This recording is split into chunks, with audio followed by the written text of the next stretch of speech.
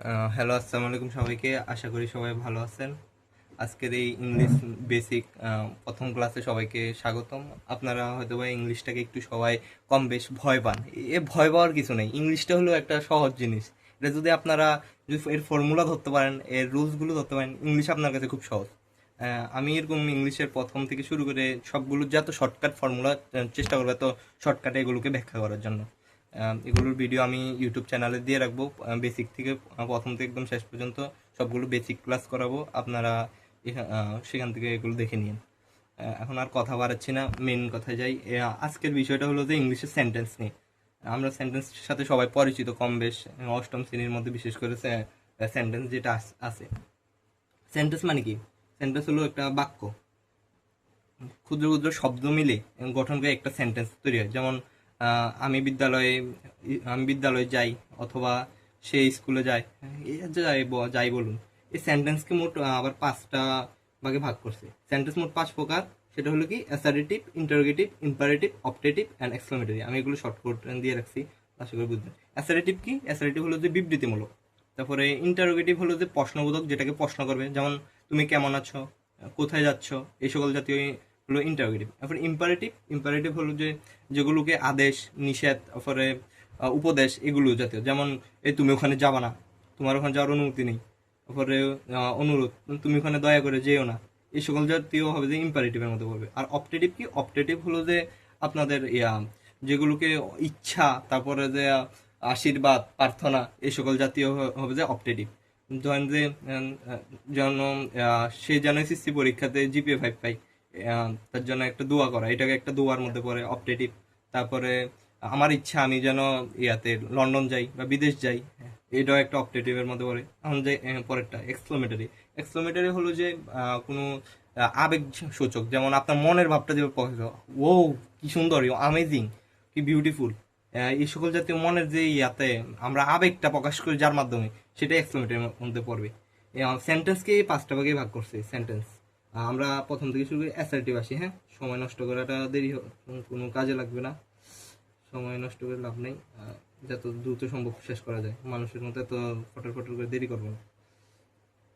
Assertive: যে সকল বাক্য পাবো যে যে সকল বিবৃতিমূলক, দেখি, যে সকল বাক্য বিবৃতিমূলক। বিবৃতি মানে কি? বর্ণনা, যেটা বর্ণনা করা যায়, বিবৃত বা বর্ণনা, দেখা যায় কি না, বর্ণনা করা যায়, এই বর্ণনা করা যায়, এটাই হবে যে অ্যাসার্টিভে পড়বে। একটা লাইক, যেমন আমরা একটা উদাহরণ এক্সাম্পল দিই। হ্যাঁ, এক্সাম্পল হলো যে সে মাঠে খেলে। সে সে মাঠে খেলে। ওকে, হ্যাঁ, এটা একটা। তারপরে রহিম স্কুলে যায়, এগুলো হলো অ্যাসার্টিভ, সাধারণ বাক্য, যে মানে বিবৃতি, এখানে বর্ণনা করেছে সে কোথায় যায়, কি করে, এই সকল জাতীয় সম্বন্ধে বর্ণনা করেছে, অ্যাসার্টিভ। দেন ইন্টারোগেটিভে যাই।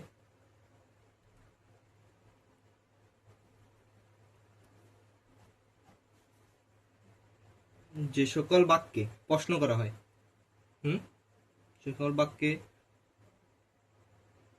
প্রশ্ন করা হয়, যে সকল বাক্যে প্রশ্ন করা হয়, এটা হলো মেন। প্রশ্ন করলেই এটাই ইন্টারোগেটিভের মধ্যে পড়বে। এক্সাম্পল হিসেবে আমরা একটা ধরি, লাইক সে কি বাগানে যাবে, সে কি বাগানে যাবে, এই যাবে, করবে, এগুলো হলো যে ইন্টারোগেটিভ, প্রশ্নবোধকের মধ্যে দিয়ে। এখানে একটা জিনিস মনে রাখার বিষয় হলো যে সে কি বাগানে যাবে, এখানে প্রশ্ন করছে না, প্রশ্ন করলে লাস্টে একটা প্রশ্নবোধক চিহ্ন দিতে হবে, অথবা বুড়া মানুষের লাড়ি না, যাই ধরুন। তারপরে আসি আমরা ইম্পারেটিভে। হ্যাঁ, ইম্পা, লেখা বিশ্রী দেখে কেউ কিছু বলি আর না। ইম্পারেটিভ হলো যেখানে আদেশ, যে বাক্যে আদেশ, তারপরে উপদেশ, আর আর কি আদেশ, উপদেশ, আর হলো যে অনুরোধ, অনুরোধ করা হয়। ওকে, করা হয়, তাদের ইম্পারেটিভ বলে।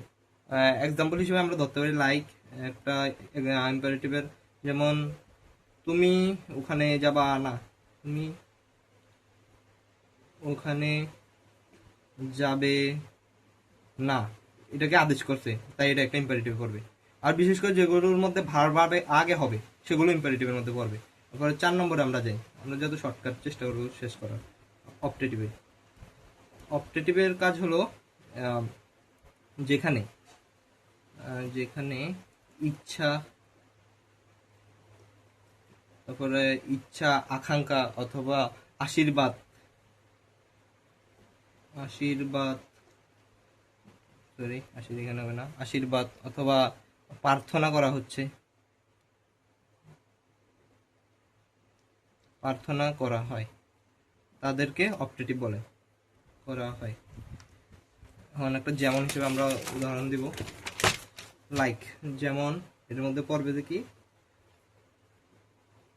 দেখা যায় নাকি ভিডিও কোয়ালিটি, লাইক আমার ইচ্ছা, আমার ইচ্ছা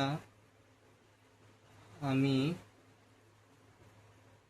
বিদেশ যাব, হ্যাঁ ইচ্ছা করতেছে, ইচ্ছা এখানে ইচ্ছা প্রকাশ করছে, এটাই হবে যে অপটেটিভ। তারপরে আমরা নেক্সট যাই এক্সক্লেমেটরি।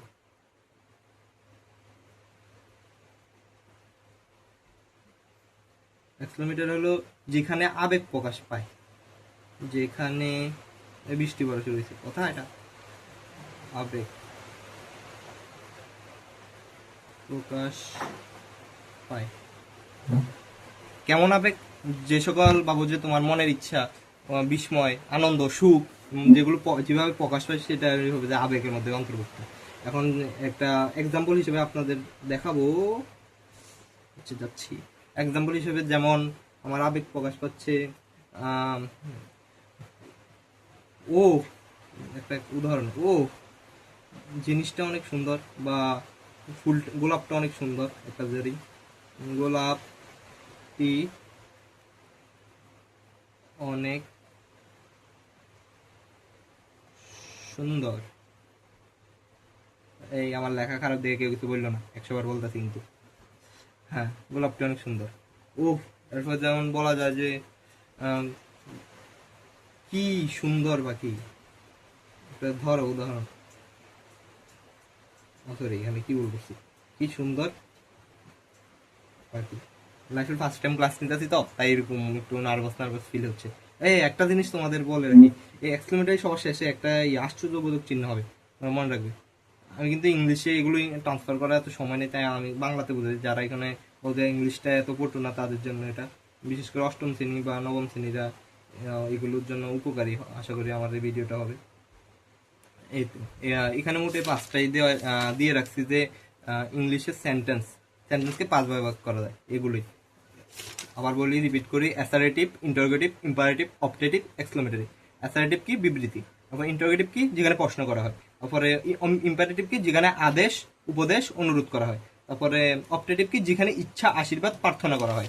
লাস্ট হলো যে আবেগ, এক্সক্লেমেটরি কি? যেখানে আবেগ প্রকাশ করা হয়। আশা করি সবগুলো বুঝছো, অপটেটিভ, এক্সক্লেমেটরি। এখন এটার মধ্যে আবার গঠনগতভাবে এখানে এখানে একটা টুইস্ট আছে, এখানে মোট 2 ভাগে ভাগ করছে এই সেন্টেন্সকে, বা মেইন হলো যে 5 প্রকার, আবার এখানে গঠন ভাবে 3 ভাগে ভাগ করছে, 3 ভাগে।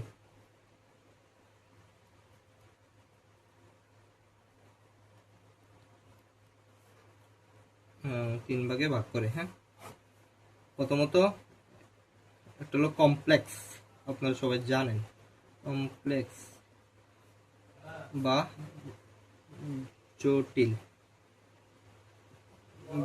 তারপর কমপ্লেক্সের পরে হলো যে সিম্পল, সিম্পল, সিম্পল মানে সরল বাক্য, যেগুলো সরল আকারে থাকবে। জটিল বাক্য, সরল বাক্য। তারপর 3 নম্বর হবে যে কম্পাউন্ড, কম্পিউএনডি, কম্পাউন্ড অর্থাৎ যৌগিক বাক্য। এই তো গঠনগত ভাবে এই শুধু এখানে মেইন 2টা পয়েন্টই, যদি সেন্টেন্সের। আর আপনারা যদি চান আমি এটাকে আপনার আরো বেসিক, এটাকে আরো বিশ্লেষণ করে একটা ক্লাস নেব। আজ যেহেতু এটাকে বেসিক ক্লাস ধরছি, আর খুব যত সিম্পলি বোঝানো যায় রুলস আকারে এত সিম্পলি বোঝানোর চেষ্টা করছি। এখানে সবসময় মনে রাখবেন, এটা একটা সেন্টেন্সের বেলা শুধু মনে রাখবেন এটা একটা, আর গঠনগত একটা, 2টা। হ্যাঁ, এগুলো মনে রাখলে হবে। কমপ্লেক্স কি? এই কমপ্লেক্স হলো যেটা জটিল বাক্য। লিখে দিতে হবে নাকি? তাও লিখে দিই। যে সকল বাক্য যেমন জটিল আকারে থাকবে। আচ্ছা, আমি লাইক এক্সাম্পল দিয়ে করে ফেলতেছি, হ্যাঁ, তো সময় তো নাই।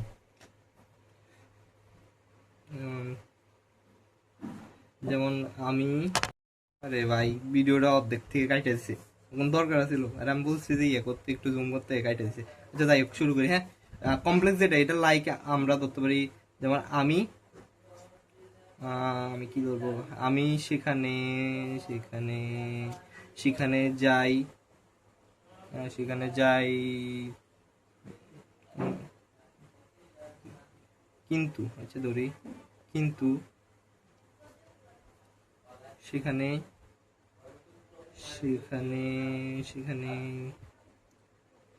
কেউ ছিল না। হ্যাঁ, আর কিছু করা যায় কিনা? সেখানে কেউ ছিল না। অত অতপর দিব না, এখানে অতপর হবে না।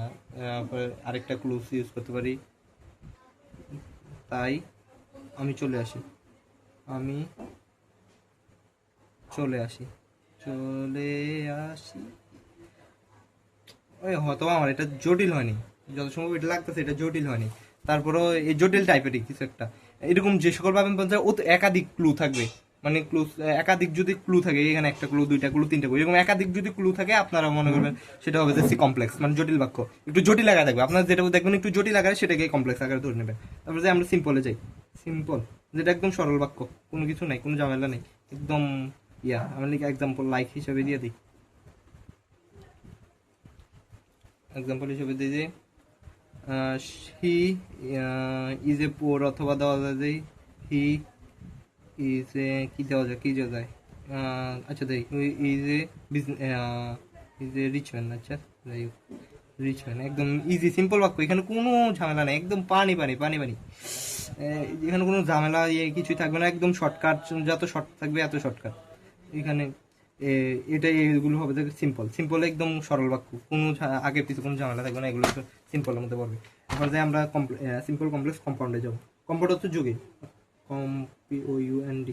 হাতের লেখা দিকে কিছু মানা করবে, 100 বার বলছি, হাতের লেখা দিকে কোনো জাজ করবে না।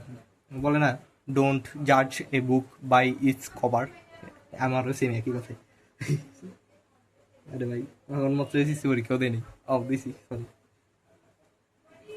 এখন আসি, যে কম্পাউন্ড, এটা হলো যৌগিক বাক্য, যেখানে যৌগিক থাকবে। একটা এক্সাম্পল দিয়ে দিই, এখানে যুক্ত মানে যুক্ত থাকবে একাধিক, মানে একটার সাথে একটা ক্লু, দুইটা ক্লু আলাদা আলাদা করে যোগ করার জন্য যে একটা মানে ইয়া ওয়ার্ড বসবে, সে এটাকেই যৌগিক বাক্য বলে। যেমন একটা এক্সাম্পল দেই, আমি বাসায় যাই, তারপরে এবং ভাত খাই, একদম আলু ভাত খাই। হ্যাঁ, ঠিক আছে ঠিক আছে। আচ্ছা, এই এবং এটা একটা বাক্য, এটা একটা বাক্য, এই একটা বাক্যর সাথে একটা বাক্য যে জুড়ে দিছে এবং দ্বারা যুক্ত হয়েছে না, এই এবংটাই হলো যে যৌগিক। এখানে যদি দুইটা যুক্ত হয় তাহলে এটাকে যৌগিক বা কম্পাউন্ড বাক্য বলে। আশা করি এটুকুই, এই তিনোটাই এখানে গঠনগত, তারপর যে ইয়াতে বাক্য মোট 5 প্রকার, তারপর যে গঠনগতভাবে আবার 3 ভাগে ভাগ করছে। এটুকুই আজকের ইয়াতে সেন্টেন্স, এইটুকু জানলে আপনাদের আর বেশি কিছু জানা লাগবে না। তাও একবার রিপিট করবো নাকি? আর সময় যেহেতু বেশি লাগবে, দরকার নেই, থাক, আপনারা আশা করি বুঝছেন। এই আপনার সেন্টেন্সে একটু জানলে আপনার ইনাফ। আর যদি আপনার মনে এটা বিস্তারিত আকারে বলবো, তাহলে আমি বিস্তারিত আকারে একটা ক্লাস করবো। তাহলে এইটুকুই আজকে, সবাইকে ধন্যবাদ। আর মাঝখান দিয়ে আমার এডিটরটা এমন কাটা দিছে, আর কি বলবো, যা বাদ দেন। সবাইকে ভালো থাকবেন, সুস্থ থাকবেন, আর পড়ালেখা মন দিবেন, বিশেষ করে অষ্টম শ্রেণী আর নবম শ্রেণী আর দশম শ্রেণী তোমরা ভালো করে পড়ালেখা করবে, কারণ তোমাদের ভবিষ্যৎ, এখন 10টা বছরের কষ্ট, এই যে ইয়া পরিশ্রম, তোমার বাবা মার ইয়া, এগুলো সব তোমাদের এসএসসি পরীক্ষায় দেখাতে হবে। ঠিক আছে, সবাই ভালো থাকবে, ধন্যবাদ।